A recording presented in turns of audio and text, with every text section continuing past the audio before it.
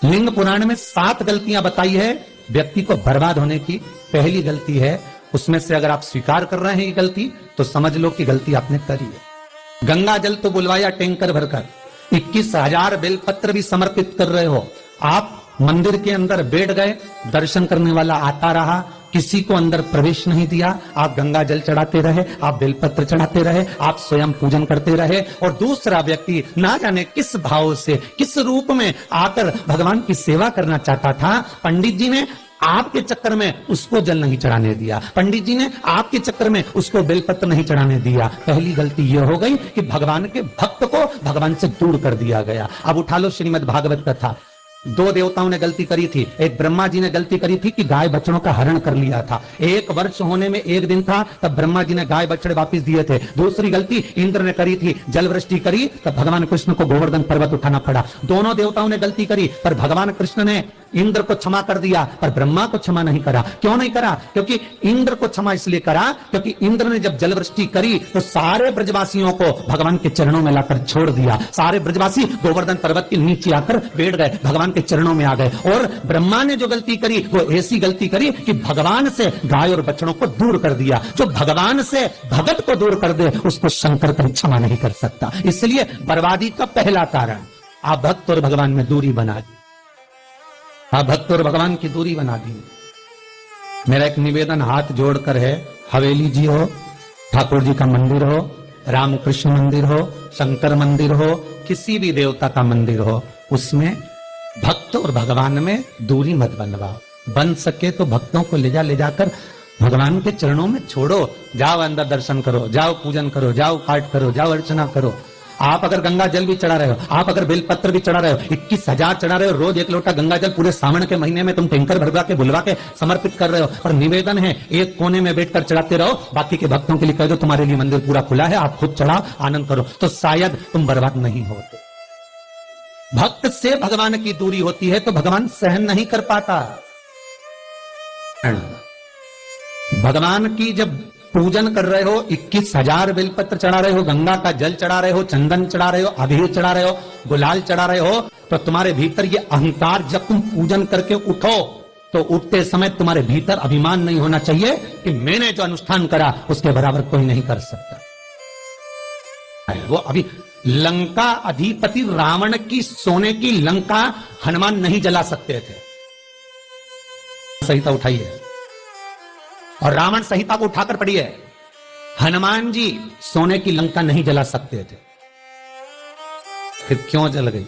किस लिए जली वो सोने की लंका? केवल कारण इतना था कि रावण जब शंकर की पूजन कर कर उठता था तो शंकर भगवान से एक शब्द कहता था, भोलेनाथ तुम्हारे सारे भक्तों में मेरे जैसा भक्त कहीं नहीं मिलेगा जो तुमको अपने हाथों पर उठा लेता। बस वो अभिमान ऐसा था कि सोने की लंका जल गई। नहीं तो किसी की सामर्थ्यता नहीं थी कि सोने की लंका जले।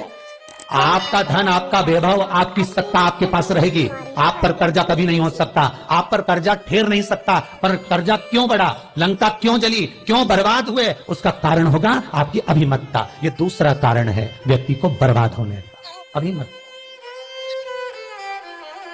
तीसरा कारण कहा सब्सक्राइब करें हमारा चैनल कि भगवान की सेवा तो आप कर रहे हो, ताकि आप भगवान की चाकरी में तो आप लगे हो, भगवान की आराधना भी कर रहे हो, दिया भी लगा रहे हो, धूप बत्ती भी लगा रहे हो, स्नान भी करा रहे हो, पंचामृत स्नान भी करा रहे हो, सारी पूजन अर्चना सब तुम कर रहे हो। पर हो सकता है इस पूजन अर्चना में आप केवल 3 घंटा पूजन करते हो और बाकी के समय किसी न किसी की जीवात्मा को दुख पहुंचा रहे हो। एक कथा में एक बात कही थी कि भले मंदिर में दिया मत लगाओ, भले मंदिर में जाकर धूप बत्ती मत जलाओ, भले मंदिर में जाकर भोग मत लगाओ, भले मंदिर में जाकर जल मत चढ़ाओ, कुछ मत करो, भले भगवान को नए कपड़े मत पहनाओ, भले तुम्हारी मर्जी पड़े भगवान को भोग मत लगाओ, पर शास्त्र कहता है कुछ मत करो, पर एक काम जरूर करना कि किसी के चेहरे पर प्रसन्नता ला देना तो मंदिर में दिया जलाने के बराबर होगा। किसी के चेहरे पर चमक ला देना, प्रसन्नता ला देना तो अगरबत्ती लगाने के बराबर होगा। किसी गरीबड़े के, किसी दुखी के चेहरे पर अगर तुमने प्रसन्नता ला दी तो वो भगवान को कपड़े पहनाने के बराबर होगा। मालूम पड़े तुम मंदिर में पूरी सब्जी बांटो, मंदिर में भोजन कराओ, मंदिर में सारा पकवान चढ़ाओ, और कोई तुम्हारे कारण अगर दुखी है तो तुम्हें वो सुख का भान नहीं हो सकता। तीसरा चौथा कारण है कि आप जो पाठ कर रहे हो, आप जो पूजन कर रहे हो, आप जो अनुष्ठान कर रहे हो, उसमें कुछ ना कुछ गलती जरूर हो रही है। ये चौथा कारण। एक बार पूरे घर के लोगों को बिठाओ, अपने घर के लोगों को, मम्मी से पूछना, मम्मी तुम कौन कौन सा पाठ करती हो?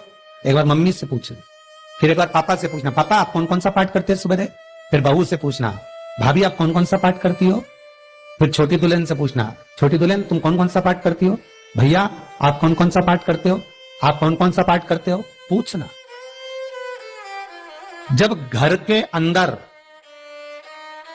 बड़ी बहू अलग तरह का पाठ कर रही है, छोटी बहू अलग तरह का पाठ कर रही है, मंजली बहू अलग तरह का पाठ कर रही है, मां अलग तरह का पाठ कर रही है, पति अलग तरह का पाठ कर रहा है, तो उसका जो प्रभाव है, कौन सी चीज कहां टकरा रही है, जिसके कारण घर में रोग इतना है कि कोई सही होने वाला ही नहीं।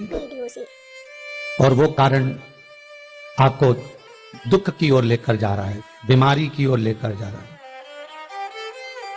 चौथा कारण है आपका मंत्र जाप, आपका स्मरण, आपका भजन, आपका पूजन कहीं गलत चल। बेल आइकन दबाएं ताकि आप पांचवा अपडेट सूत्र रहें महाराज, हर एक वीडियो से। हमने जो दान किया, हमने जो पुण्य किया, हमने जो सत्कर्म किया, वो किस जगह पर लगा?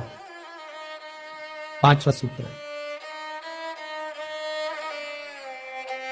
जो आप दान कर रहे हो, सब्सक्राइब करें हमारा चैनल वास्तु फैक्ट। जो आप पुण्य कर रहे हो, सत्कर्म कर रहे हो, वो किस जगह पर लगा? ये पांचवा सूत्र। हमारे हर एक वीडियो से। फिर निवेदन करेंगे, गाय, बेटी और लक्ष्मी 50 बार विचार करना, तब किसी को देना।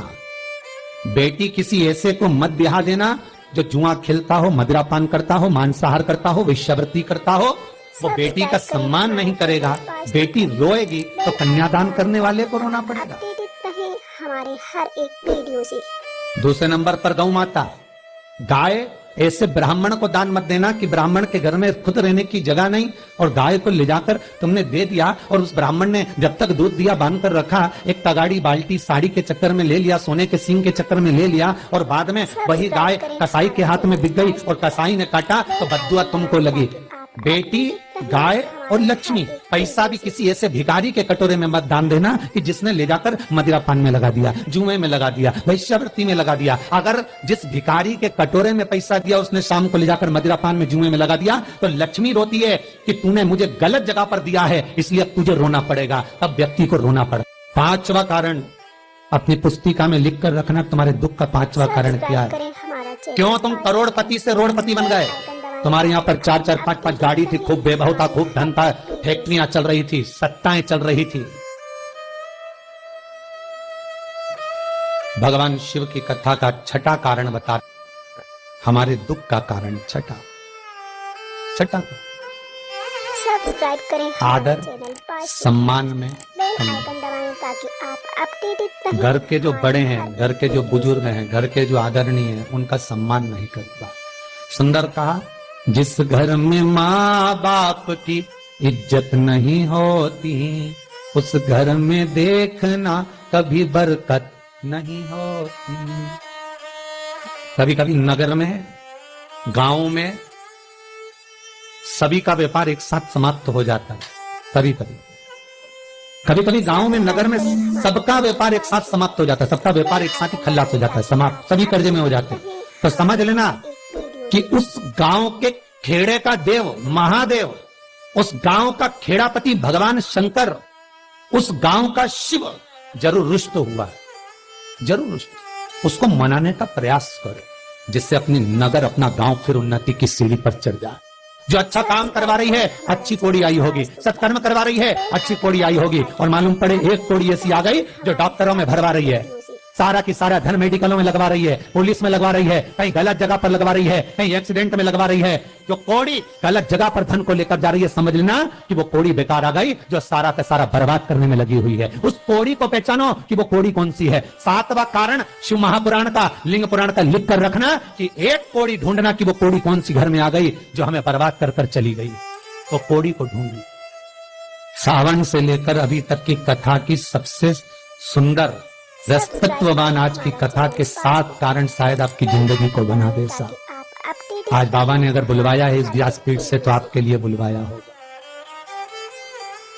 श्री शिवाय नमस्तुभ्यं।